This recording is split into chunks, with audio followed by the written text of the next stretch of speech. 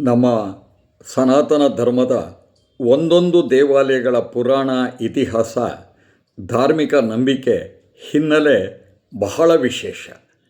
ಒಂದೊಂದು ಕ್ಷೇತ್ರದಲ್ಲಿ ನೆಲೆಸಿರುವ ದೇವರ ದೇವತೆಗಳ ಕಥೆಗಳು ರೋಚಕ, ಜೊತೆಗೆ ಭಕ್ತಿಪೂರ್ವಕವಾಗಿದೆ.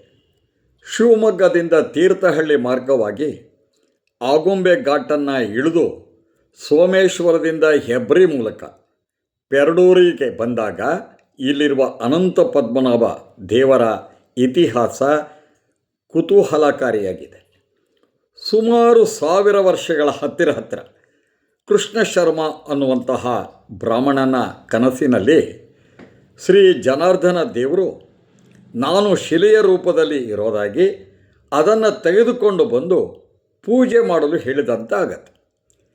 ಕನಸಿನಿಂದ ಎಚ್ಚಂತ ಕೃಷ್ಣ ಶರ್ಮ ಅವರು ಆ ಶಿಲೆಯನ್ನು ಹುಡುಕುತ್ತಾ ಹೊರಟಾಗ ಅವರ ಮನೆಯಲ್ಲಿ ಇದ್ದಂಥ ಒಂದು ಹಸು, ಅದು ಮನೆಯಲ್ಲಿ ಹಾಲು ಕೊಡ್ತಾ ಇರಲಿಲ್ಲ.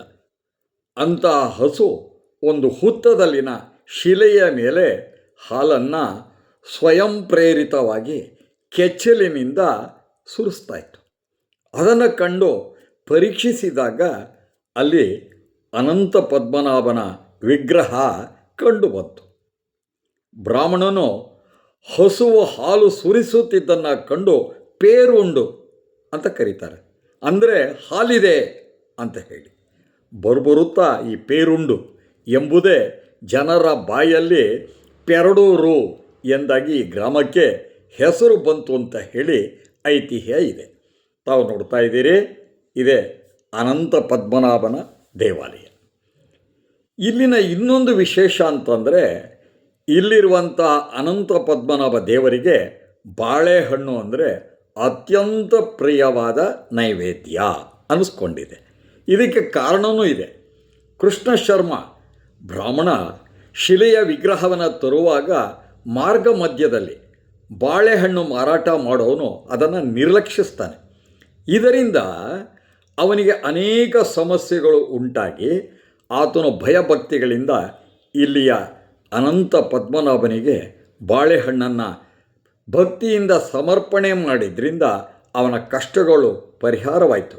ಕಾಲಕ್ರಮೇಣ ಭಕ್ತಾದಿಗಳು ಬಾಳೆಹಣ್ಣಿನ ಸೇವೆಯನ್ನು ಈ ಅನಂತ ಪದ್ಮನಾಭನಿಗೆ ಮಾಡಿದರೆ ಸರ್ವ ಸಂಕಷ್ಟಗಳು ಪರಿಹಾರವಾಗುತ್ತೆ ಅನ್ನುವಂತಹ ನಂಬಿಕೆ ಬೆಳೆದು ಬಂತು. ಹೀಗಾಗಿ ಇಲ್ಲಿರುವಂಥ ಅನಂತ ಪದ್ಮನಾಭ ದೇವರಿಗೆ ಬುಟ್ಟಿಗಟ್ಟಲೆ, ಕೆಲವು ಸಲ 1001 ಬಾಳೆಹಣ್ಣಿನ ಸೇವೆ ನಿರಂತರವಾಗಿ ಹರಕೆ ಹೊತ್ತಿದ ಭಕ್ತಾದಿಗಳು ಪ್ರತಿನಿತ್ಯವೂ ನಡೆಸ್ತಾ ಇರೋದರಿಂದ ಬಾಳೆಹಣ್ಣಿನ ಪ್ರಿಯ ಈ ಅನಂತ ಪದ್ಮನಾಭ ದೇವರೆಂದು ಪ್ರಖ್ಯಾತಿ ಪಡೆದಿದೆ. ದೇವಾಲಯದ ಒಳಗೆ 2 ಶಾಸನಗಳಿದ್ದು ಅದು ಹಳೆಗನ್ನಡದಲ್ಲಿದೆ. ಈ ದೇವಾಲಯಕ್ಕೆ ವಿಜಯನಗರದ ಸಾಮಂತರಾಗಿದ್ದಂಥ ಅರಸರು ಭೂಮಿಯನ್ನು ನೀಡಿದ್ದು, ಅವರ ವಂಶಸ್ಥರು ಇಂದಿಗೂ ಸಹ ದೇವಾಲಯಕ್ಕೆ ನಡೆದುಕೊಂಡು ಬರ್ತಾ ಇದ್ದಾರೆ ಅನ್ನುವಂತಹ ಮಾತಿದೆ. ಇಲ್ಲಿರುವಂಥ ಪದ್ಮನಾಭ ಮೂರ್ತಿ ಸುಮಾರು 2.5 ಅಡಿ ಎತ್ತರ ಇದೆ. ಅಭಯಹಸ್ತ, ಶಂಖಚಕ್ರ, ಗದ, ಪದ್ಮಧಾರಿಯಾಗಿ ನಿಂತಹ ಮೂರ್ತಿ ಮನೋಹರವಾಗಿದೆ. ಮೂರ್ತಿಯ ಮೇಲ್ಭಾಗದಲ್ಲಿ ನಾಗಹೆಡೆ, ನಾಭಿಯಲ್ಲಿ ಪದ್ಮ ಚಿಹ್ನೆಗಳು ಇದೆ.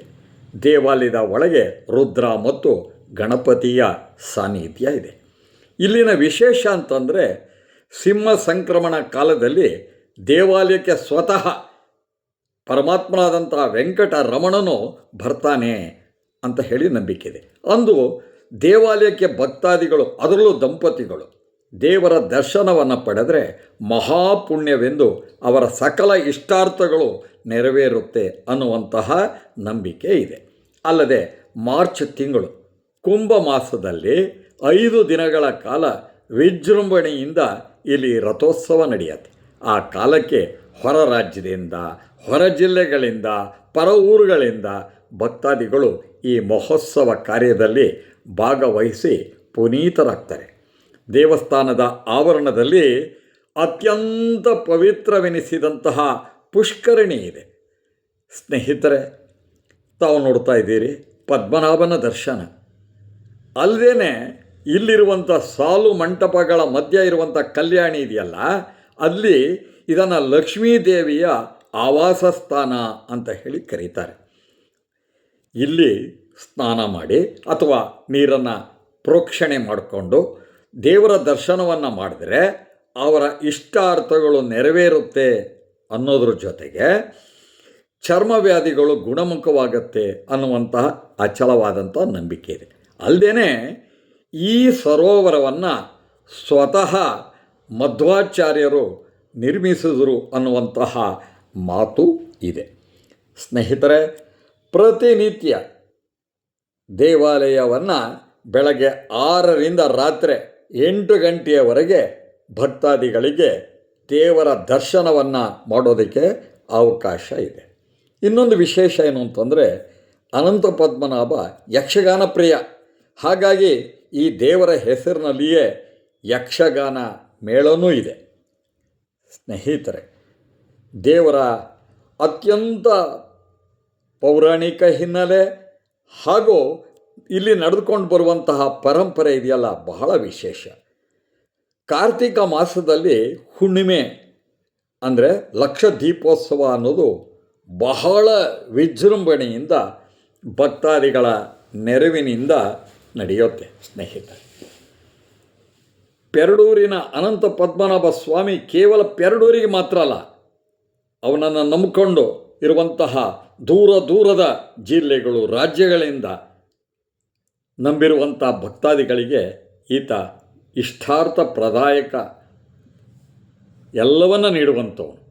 ಸ್ನೇಹಿತರೆ, ಇಂತಹ ಅನಂತ ಪದ್ಮನಾಭನ ದರ್ಶನ ಮತ್ತು ಜೊತೆಗೆ ಈ ಅನಂತ ಪದ್ಮನಾಭ ಈಗ ಒಂದೊಂದು ಕಡೆಯಲ್ಲಿ ದೇವರಿಗೆ ಒಂದೊಂದು ಪ್ರಿಯ ಅಂತ ಹೇಳ್ತೇವೆ. ಆದರೆ ಇಲ್ಲಿನ ಅನಂತ ಪದ್ಮನಾಭನಿಗೆ ಬಾಳೆಹಣ್ಣೆ ಅತ್ಯಂತ ಪ್ರಿಯವಾದದ್ದು. ತಾವು ನೋಡ್ತಾ ಇದ್ದೀರಲ್ಲ, ಇದೇ ಪುಷ್ಕರಣಿ. ಇದನ್ನು ಸೀತಾದೇವಿಯೂ ಸಹ ಇಲ್ಲಿ ನೆಲೆಸಿದಾಳೆ ಅನ್ನುವಂತಹ ಮಾತು. ಅದನ್ನೇ ಹೇಳಿದ್ದು ಲಕ್ಷ್ಮಿ. ಸೀತೆಯ ಇನ್ನೊಂದು ರೂಪವೇ ಲಕ್ಷ್ಮಿ. ಇಲ್ಲಿ ಸ್ನಾನ ಮಾಡಿ ನೀರನ್ನು ಪ್ರೋಕ್ಷಣೆ ಮಾಡಿಕೊಂಡು ಬಂದರೆ ಅತ್ಯಂತ ಪರಿಪೂರ್ಣತೆ ಮತ್ತು ಅವರಿಗೆ ಅನಂತ ಪದ್ಮನಾಭನ ಅನುಗ್ರಹ ದೊರಕತ್ತೆ ಅಂತ. ಹಾಗೇ ಜಾತ್ರೆಯ ರಥೋತ್ಸವದ ಒಂದು ದೃಶ್ಯವನ್ನು ಸಹ ನಾನು ನಿಮಗೆ ತೋರಿಸ್ತಾ ಇದ್ದೇನೆ.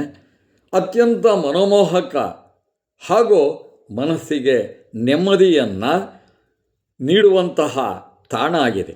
ಜೊತೆಗೆ ಭಕ್ತಿಯನ್ನು ಪ್ರದಾನಿಸುವಂತಹ ಮಹಾದಿವ್ಯ ಸ್ಥಳ ಪೆರಡೂರಿನ ಅನಂತ ಪದ್ಮನಾಭ ಸ್ವಾಮಿಯ ಈ ದೇವಾಲಯ. ಸ್ನೇಹಿತರೆ, ನೀವು ಒಮ್ಮೆ ಬನ್ನಿ, ಅನಂತ ಪದ್ಮನಾಭನ ದರ್ಶನವನ್ನು ಮಾಡಿ ಪಾವನರಾಗ್ಬೋದು ಅಂತ ಹೇಳ್ತಾ ನನ್ನ ಮಾತನ್ನು ಮುಗಿಸ್ತೇನೆ.